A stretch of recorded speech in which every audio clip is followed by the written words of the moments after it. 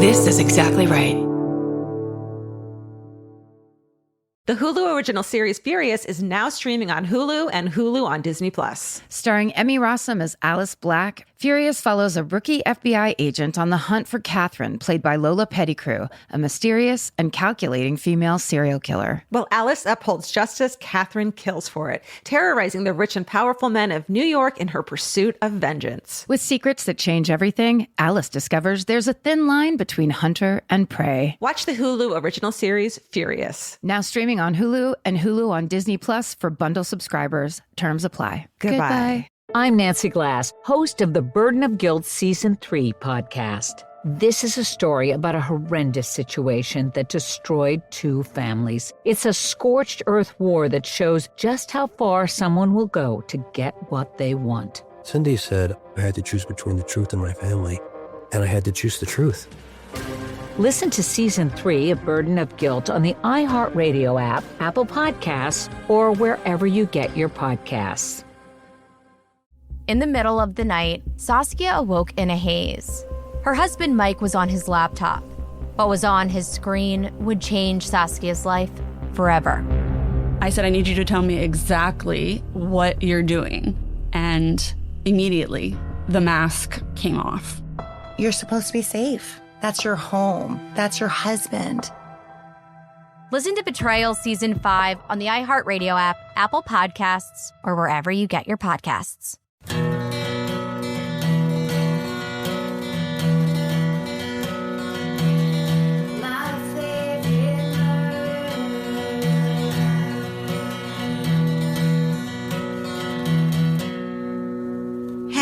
Hello. And welcome To my favorite murder. the Minisode. That's right. It's been a minute since we've recorded one of these, huh? We got to get into our email mode. Yeah, here we go. Our speaking and reading mode. We're representative of the listener this time. That's right. We are you, and you are we. Feel it. Feel us. You want to go first? You want me to go first? You can go first. Okay. My first one's called Police Lineups, Grandmothers, and Banana Curls. Karen, Georgia, and 4-legged friends. Ever wonder where cops find random guys to fill their lineups? Sure. That's a great question. Mm-hmm. Yeah, never did I until my dad told me this now all-time favorite story of his. Set the scene. It's the summer of 1980 in Providence, Rhode Island. My dad, fresh out of college, is working at a UPS warehouse while determining what he wants to do with the rest of his life. Dude, I almost got a job at the UPS warehouse in Petaluma after I flunked out of college. I'd done like 3 sets of stand-up and then I thought I was a failure. And I was just in Petaluma going like, I need to get what do I do? Decent job. And my mom's like, UPS, you got to get over there. They pay really well. And then I was like, I don't want to lift a bunch of shit. It's hard fucking, I mean, they pay well because it's hard work. Yeah. I had thought about that too. Like working at the post office might be kind of cool. Like at the window, you know, that would be fun. I bet. Yeah. Tell us if it is. But let's get some emails from UPS and more postal worker stories. Yeah. Oh my God. They have the best stories. Absolutely. Did you see the fucking UPS guy or Amazon guy, I don't remember, who like walked through a fucking standoff to deliver a package? That was genius. The women narrating from a window, like an apartment window above, they're watching the standoff. Oh, I haven't and seen then that they part. start. Yes, it's like they're kind of giggling along because they're watching the standoff. And then here comes the like, whatever it was, Amazon or UPS guy just walking through. He's got a job to do. He doesn't give a shit. I was like, is that guy high? Anyway. Right. Okay, fresh out of college, UPS warehouse, da-da-da-da-da. One afternoon, as he's loading trucks, a police officer strolls in, takes the manager aside, and then announces to the crew that he needs a couple guys to help be extras in a police lineup. He looks around the room and starts selecting men. I'll take you and you. Oh, you'd be great, he says, pointing straight at my dad, standing there with his long, dark banana curls and thick 80s mustache. What's banana curls? I was going to ask you the same thing. I'd assume just like thick curls. Big, like, I think we might call them sausage curls. Yeah. Okay. Should I ask Mr. Googles? Sure. Well, I tell you that they say a young Tom Selleck, as my grandmother's friends used to all giggle. Oh. That's what he looked like. Hot dad. Mm-hmm. Banana curls. What the fuck? Yep. It's essentially sausage curls. Okay. Got it. In Rhode Island, it's banana curls. Okay. Okay. Excited for an opportunity to skip out of work early, my dad and his friends piled into the back of the police car and head towards the station. On the drive there, they pull up to a stoplight, and who of all people happened to be in the car next to them? My grandmother, Margaret, and my dad's older sister. They turn and make eye contact just in time for my dad to smile and wave before the light turns green and the cop car takes off. Now, need I remind you that this was pre-cell phones, so my horrified grandmother speeds off after the police car and ends up at the station. She marches in and demands that the front desk officer tell her what her son was being held for. He looks at the reports and insists there's no record of my dad ever being there. While Margaret argues with the officer, my dad is led into the building through the back door and directed straight into the lineup. They do their thing, the purpose identified, and then everyone else is sent on their way. In typical young man fashion, rather than go home and let his mom know he wasn't in any trouble, my dad and the other guys decided to go grab a beer. Sure. Meanwhile, poor Margaret frantically drives all over the state to different police stations trying to find out what happened to my dad. Oh, no. And then they say, good thing we're talking about Rhode Island and not Texas. It wasn't until several hours later that she finally got the call. Turns out the real perp was a serial flasher, so can't say Margaret was totally relieved to hear her son put himself in a situation where he could have been falsely identified. Yes. But hey, it's better than for murder, right? Anywho, stay sexy, and if you volunteer to stand in a police lineup, don't forget to tell your mom, LBQ. LBQ. First of all, you're one of our best presidents. Secondly, what the fuck? Don't volunteer to be in a police No. All I could think of. How easily it could go bad. I would have been turning to my coworkers and being like, okay, write this, take a picture, write this down. Like, yeah. What if I go and never fucking come back? I mean, that's, I think only people with banana curls have the kind of freedom where they're like, I don't have to worry about that. That's true.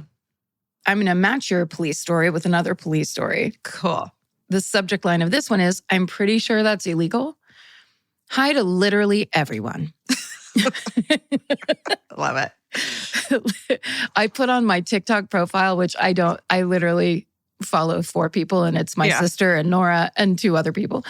But on there I put, it's literally me. Instead of the real Karen Curl Garrett, it's literally me. It's literally me. Okay. This starts, let's get into it. I work for an art museum that is federally funded, meaning we don't have shit, and we are closed for 2 of the 7 days of the week.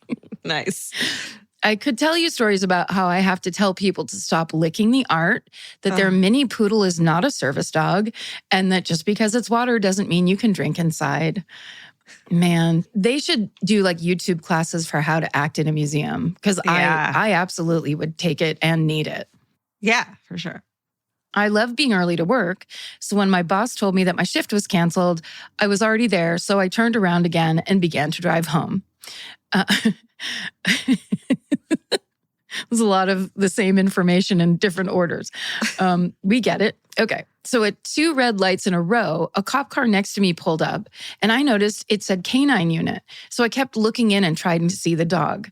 The officer, thinking I was probably insane, motioned to me to put down my window. And me trying to seem normal, I yelled, I'm okay, I just wanted to see the dog.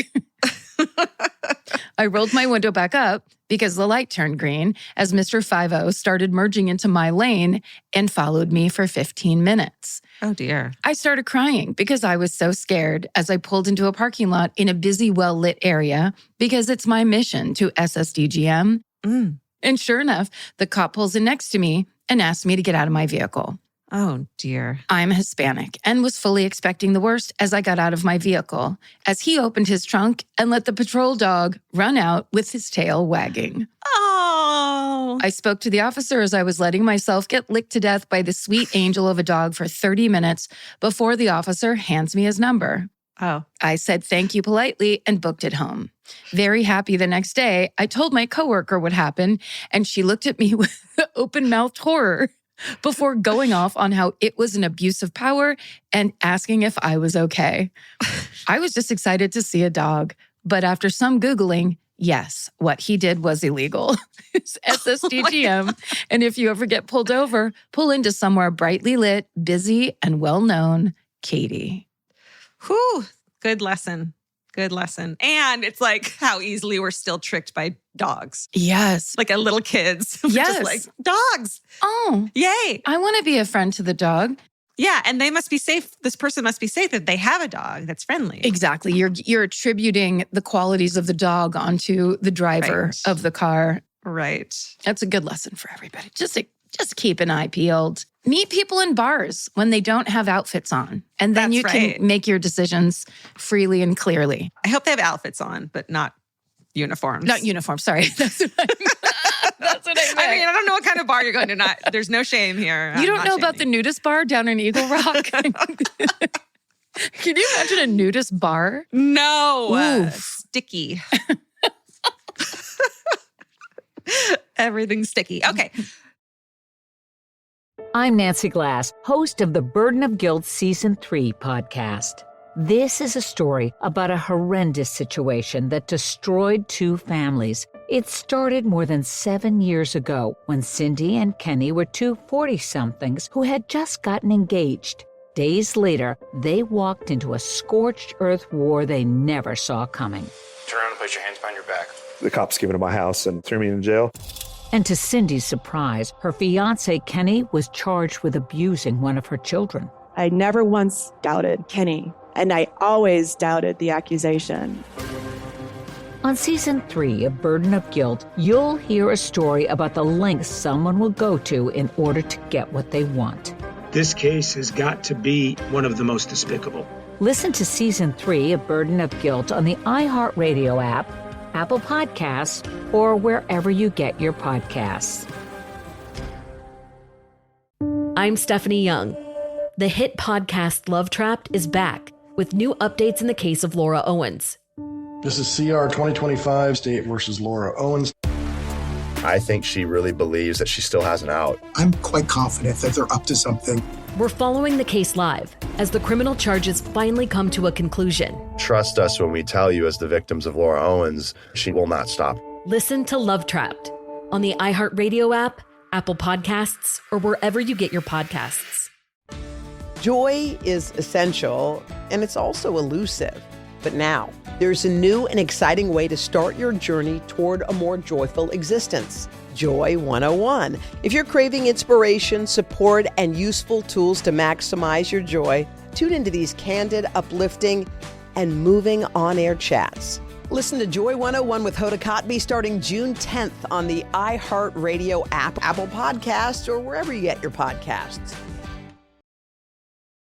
This is called Swipe Right, Feel Good Dad Story. Oh, another dad one. Okay. Hello, Georgia, Karen, and Rockstar team. In the interest of keeping things short, I will just dive in. In high school, I had a job as a swim instructor. I got to tan all summer and teach little kids, and sometimes adults, it says you would be surprised, how to swim. Because when you're in such high demand, there is usually a waiting list. And when we have availability, someone is automatically assigned to you, meaning you don't get to choose your instructor. Side note to those wanting to make money in the summer, this is a great gig. One day I was teaching a new little boy how to do something, probably survive in the pool. After, I went and introduced myself to the parents, first and last name to be polite.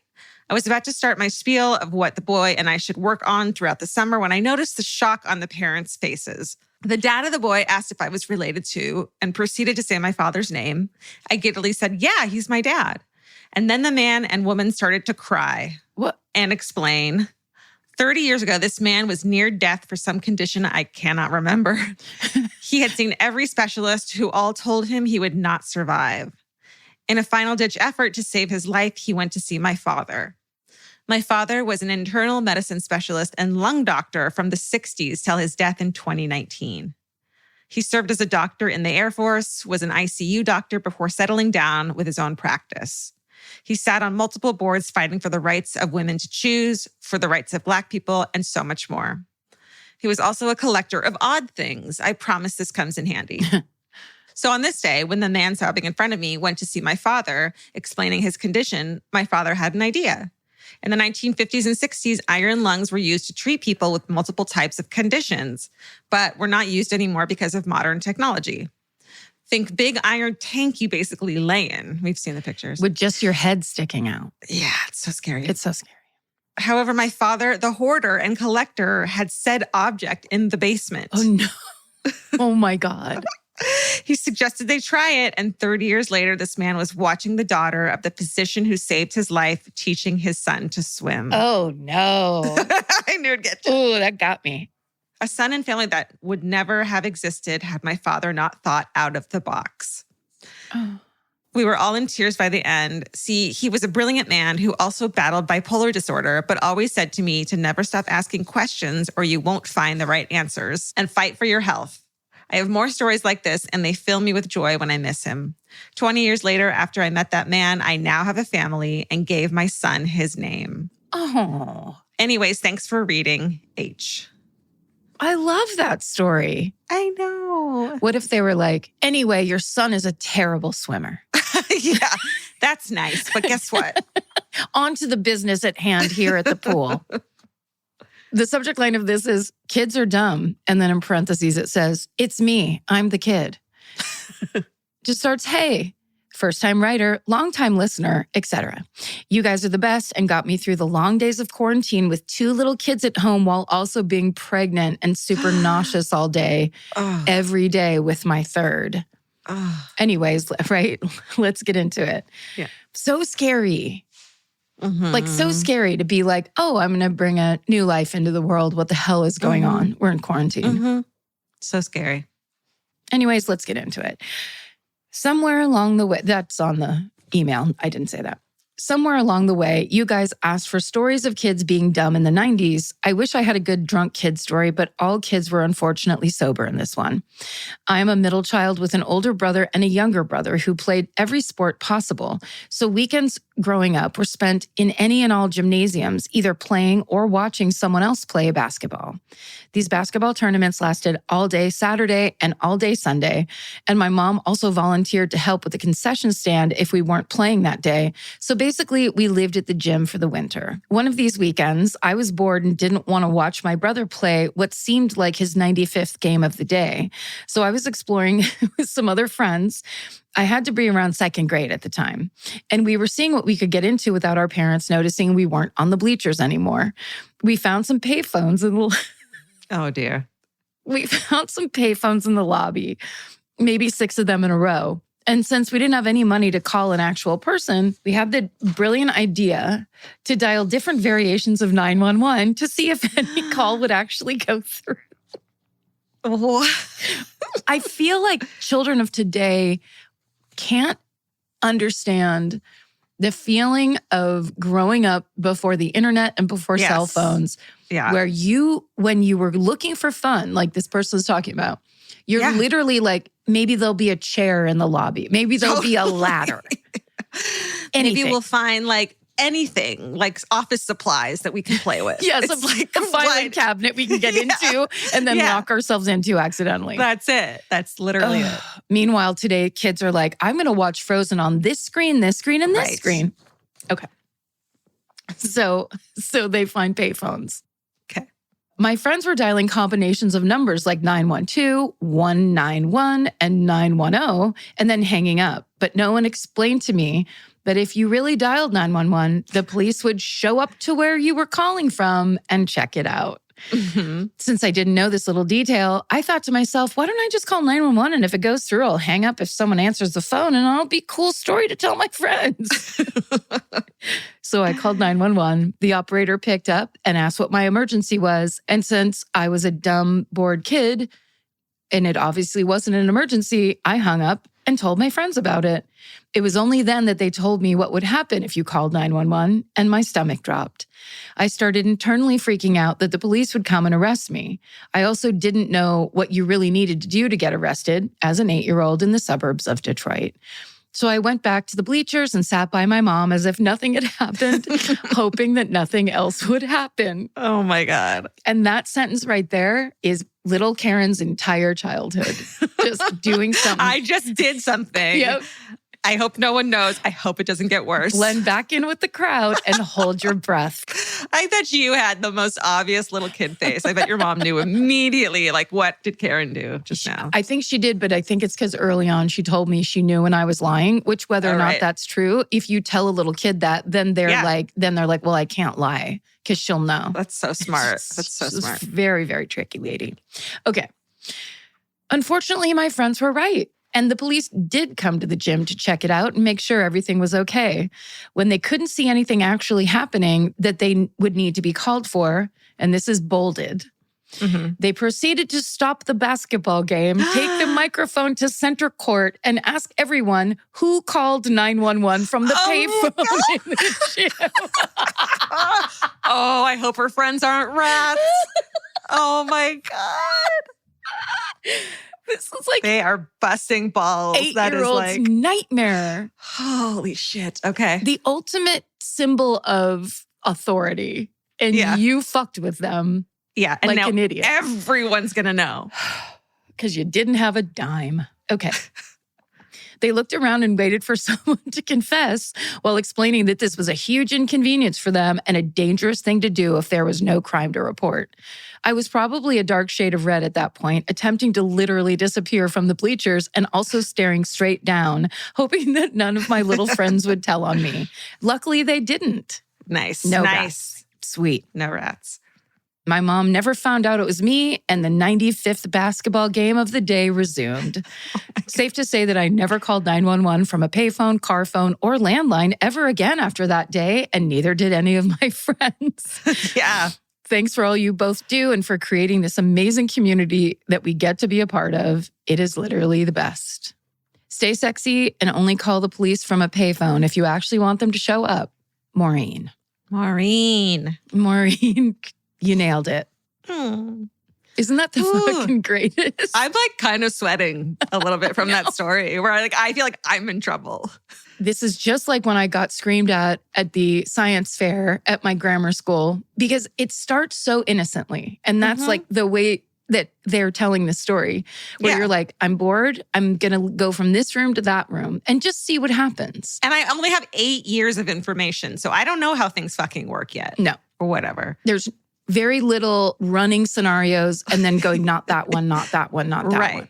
And instead it's like, hey, let's all go into this bathroom and see. Yeah. It's always that. Yeah. I started running a girl's mousetrap-like device at this science fair. I just walked up and dropped the ball and it went in this cool maze thing.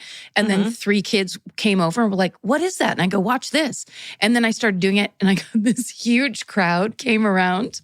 Oh no. The girl who built it was not there. I think she was sick that day. And so I was running it like it was mine. And it was like this show where I was like loving it. And then Mrs. Patterson came over and screamed like, how dare you touch someone else's thing? And I was just like, wow, lady. Wow. Lady. Very awful. It's meant to be touched. Yeah. I'm Nancy Glass, host of the Burden of Guilt Season 3 podcast. This is a story about a horrendous situation that destroyed 2 families. It started more than 7 years ago when Cindy and Kenny were 2 40-somethings who had just gotten engaged. Days later, they walked into a scorched earth war they never saw coming. Turn around and place your hands behind your back. The cops came into my house and threw me in jail. And to Cindy's surprise, her fiancé Kenny was charged with abusing one of her children. I never once doubted Kenny. And I always doubted the accusation. On Season 3 of Burden of Guilt, you'll hear a story about the lengths someone will go to in order to get what they want. This case has got to be one of the most despicable. Listen to Season 3 of Burden of Guilt on the iHeartRadio app, Apple Podcasts, or wherever you get your podcasts. In the middle of the night, Saskia awoke in a haze. Her husband, Mike, was on his laptop. What was on his screen would change Saskia's life forever. I said, I need you to tell me exactly what you're doing.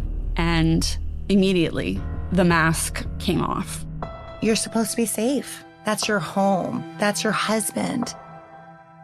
Listen to Betrayal Season 5 on the iHeartRadio app, Apple Podcasts, or wherever you get your podcasts. This is Chelsea Handler from Dear Chelsea. Every week, the news gets worse, the world gets crazier, and Yamanika is here to tell whoever's responsible, you're the problem. Do you know I just found out who Sydney Sweeney was? If he got a bunch of women, then I should have a bunch of men. Do better or do less so I don't have to do so much. I'm Yamanika, and I'm out. Listen to You're the Problem with Yamanika starting on July 15th on the iHeartRadio app, Apple Podcasts, or wherever you get your podcasts. Oh, my last one made me cry. Okay. It's called 4-Year-Old Murderino, Lighthearted with a Twist. It just starts, among the spooky, slightly haunted things my 4-year-old has said to me this week. And then it says, quote, your grandma is an angel, but she isn't dying yet. What? Or, quote, I saw Bigfoot, but I can't see his eyes, etc. Today while driving, she told me matter-of-factly, that girl gave a goat a cookie.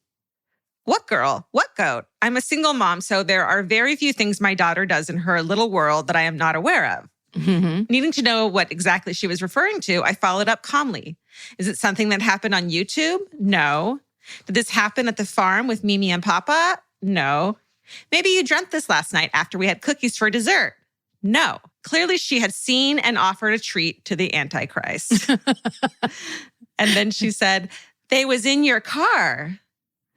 I then realized that just a moment before, a Minisode had been playing quietly in the background, and while I wasn't paying attention, she was.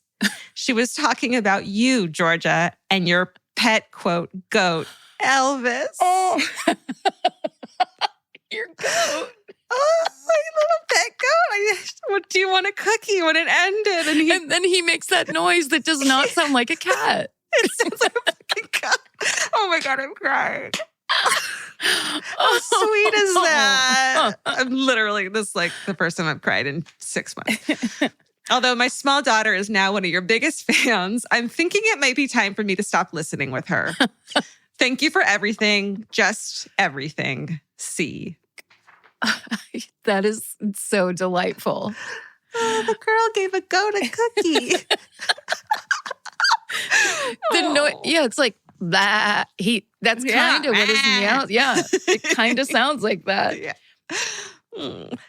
Okay, here's my last one. This is pretty awesome because we just talked on the main episode, I think a week or two ago, about the crazy weather in LA. It's been raining, pouring nonstop, but up in Crestline, Lake Arrowhead near Big Bear, they've had like record-breaking snow.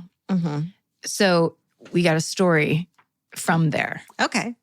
The subject line is, I survived the 2023 Southern California blizzard. And it just says, hello. I was out shoveling the 91 inches of snow that we received in Crestline over the past week while listening to your podcast where you mentioned getting some snow in Los Angeles. Crestline is a small community of about 3,000 people in the San Bernardino Mountains at 5,000 feet elevation. We typically get a couple snowstorms a year, and all of us are prepared for 1 to 3 feet in a winter storm. This March 2023 was the first blizzard that ever occurred in Southern California, and it smacked right into our little town. We got 91 inches of snow, and a neighboring town got 120 inches. And the county did not plow our roads for almost a week. So by the time they got around to it, it was a full-blown crisis. Whoa. There was 6 to 8 feet of snow on all the roads and buildings. Our grocery store and 8 other stores in town, a hardware store, tire store, etc., collapsed under the weight of the snow. A total of 13 people have been found dead in their homes so far. Oh my God. I had no idea. I knew about the snow, but I did not realize that many people had been trapped and died in their homes. Oh my God. So it goes on to say, however, as always, the helpers come out of the community. I'm definitely going to cry during this one. However, as always, the helpers come out of the community and make things happen. And there are lots of them up here. I am blown away by all the friends I have who are suffering with collapsing roofs and structural damage to their homes, but are still organizing within a day to get a helicopter drop of food after the CHP closed off all roads into our town and got that food out to the residents who are homebound, plus setting up coordinated online system to allow people to ask for wellness checks, which were conducted by other residents. So essentially, this community organized and then just went in and tried to take care of their own. Wow. Or did take care of their own. They even coordinated to invite the World Central Kitchen up here to feed people without power or natural gas and pass out produce. The people I wanted to write you about, though, are two badass heroes, Katie Curtis and Erica Griffith, both single moms who went out of their way to help through this. Erica brought her 2 young children to a remote ranch on an unplowed road on the outskirts of our town to live in a small caretaker's house and care for the ill homeowner and her horses through the storm. She shoveled snow, fed horses, and kept up the property by herself through the entire 7-day blizzard before walking home with 2 children and digging 8 feet of snow off of her own house. Holy shit. My friend Katie found out that a family on an unplowed road had a child who needed to be on oxygen. The family had no power, was running out of gas for their generator, and had no way to get help quick enough. Katie put on her snowshoes, found an old sled, and hiked a 5-gallon gas can 5 miles in the snow to deliver the gas that the family needed, even though she didn't know them and had kids of her own to take care of. This is a single mother. Amazing. They have to put on snowshoes because you can't walk in that much snow. You're not just walking down the street to help your neighbor. I mean, this is insane. I can't imagine. It says, I know these are all small acts of bravery in the overall scheme of things, but when Katie asked why she did it, she said, I'm fortunate to have a healthy body and I'm able to do hard things. That's an amazing quote. So that's my fucking hooray through all of this. I survived the only blizzard in Southern California and have awesome, tough mountain friends. Here's to doing the hard things when needed. From Sheila. Oh, that's incredible. People are amazing and people fucking care about each other and people will like risk their own asses for their neighbor when given the opportunity. The helpers. You got to look for the helpers. Yeah. I just love that. It's so lovely. And also the idea that, I mean, we heard heard about it, but I didn't realize I didn't realize 13 people died. That's so horrible. Hey, write us your helper stories, like the stories that you've heard and like catastrophes and stuff of the helpers. We want to hear those. Great idea. Oh my God. And send them to myfavoritemurder@gmail.com. Thank you for listening and being here and helping. And stay sexy. And don't get murdered. Goodbye. Elvis, do you want a cookie?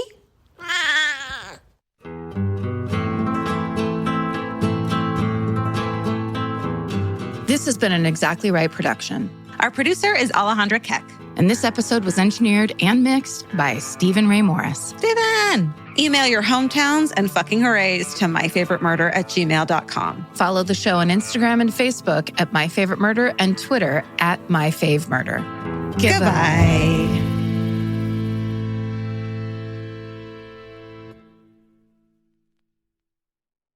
I'm Nancy Glass, host of the Burden of Guilt Season 3 podcast. This is a story about a horrendous situation that destroyed 2 families. It's a scorched earth war that shows just how far someone will go to get what they want. Cindy said I had to choose between the truth and my family, and I had to choose the truth. Listen to Season 3 of Burden of Guilt on the iHeartRadio app, Apple Podcasts, or wherever you get your podcasts. Hey everyone, it's the Jonas Brothers. If you haven't heard, our new podcast is called Hey Jonas. And this week we're hanging out with someone we're really big fans of. Millie Bobby Brown. We talk about her new movie, Enola Holmes 3, family life, and all the amazing things she has going on right now. Plus we find out what she really feels about the Stranger Things ending. You have over 60 animals. I don't know where the number 60, I've really got to figure that out. There have been plenty of sheep in my bed. It's a big bed. I'm literally sleeping in the bed. Listen to Hey Jonas on the iHeartRadio app, Apple Podcast, or wherever you get your podcasts. I'm Stephanie Young. The hit podcast Love Trapped is back with new updates in the case of Laura Owens. This is CR 2025 State versus Laura Owens. I think she really believes that she still has an out. I'm quite confident that they're up to something. We're following the case live as the criminal charges finally come to a conclusion. Trust us when we tell you, as the victims of Laura Owens, she will not stop. Listen to Love Trapped on the iHeartRadio app, Apple Podcasts, or wherever you get your podcasts.